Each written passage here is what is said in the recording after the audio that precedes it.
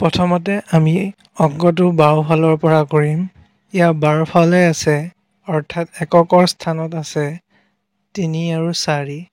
সেই ৩ আৰু ৪ সংখ্যা দুটা পূৰণ কৰিম। ৩ আৰু ৪ পূৰণ কৰিলে ১২ হ'ব। ইয়াৰ ১২ৰ এককৰ স্থানত থকা ২ সংখ্যাটো ইয়াত পাতিম। তাৰপিছত ৩ আৰু ২ সংখ্যাটো পূৰণ কৰিম। ৩ আৰু ২ পূৰণ কৰিলে হ'ব ৬। এই ৬ লগত আগৰ ১২ৰ ১টো যোগ হ'ব। ফলত ৬ আৰু ১ যোগ কৰিলে ৭ হ'ব। ইয়াৰ পিছত দ্বিতীয় শাৰীৰ বাবে ২ অংকটো দি ৪ লগত পূৰণ কৰিম। ২ ৪ গুণ ৮। এই ৮টো দ্বিতীয় শাৰীৰ ২ৰ তলত পাতিম।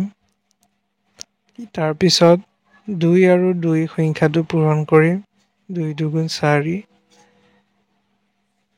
৪ সংখ্যাটো আমি ৮ৰ বাওঁফালে পাতিম।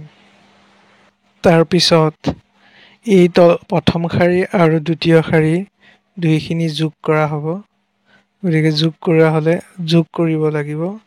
গতিকে যোগ কৰাৰ বাবে ২টো তললৈ নামি আহিব।